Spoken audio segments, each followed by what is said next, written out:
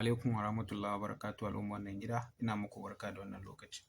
Wato wannan tauraro da kuke gani ina zanawa shine tauraro wanda yake wakiltar shaidanu, wato tambari kenan, wanda yake tambari ne na shaidanu.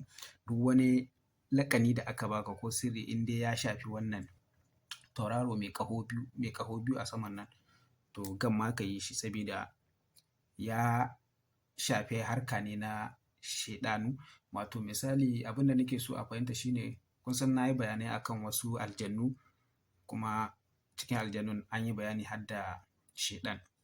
To shi ma shaiɗan duk jinsin aljannu ne wanda za ka iya yin amfani da wannan tauraro ko kuma hatimi, don shi ma yana hitowa a hatimi wanda yake shi ma kusurwa biyar ne amma a birkice, kamar yadda na yi bayani akan wannan tauraro mai kusurwa biyar. Wannan tauraro kenan mai kusurwa biyar, to za ku ga shi wannan a birkice yake. Sannan akwai tauraro mai kusurwa shidda. To abin da za ku gane shi wannan tauraro kowanne alƙalamin shi yana sama, wato Allah guda kenan tsaye yake, wato yana da hannu a sama kenan.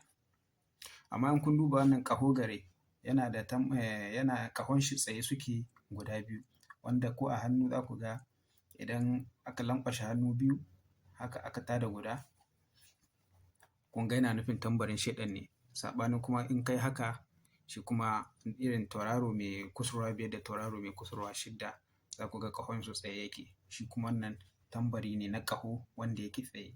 Da haka duk wanda ya baka laƙani in dai yana da wannan tauraro ne, ko da a hatimi ne, ko ma wane irin kalan laƙani ne, kada ma ka yi shi, kada ma ka fara yin shi. To sabida wannan yana da haɗari sosai, yana iya canye maka imani a kai baka sani ba. Za ka samu biyan buƙata kan in ka yi shi, to amma abu ne wanda ya saɓa kuma zai iya saɓa ma ya taɓa maka addininka. Ina fata an fahimta. Daman na yi bidiyo akan waɗannan tarmamu, to sai ban yi na wannan ba. Ban yi na wannan ba. To wannan yana da illa sosai gamma mutum ya fara.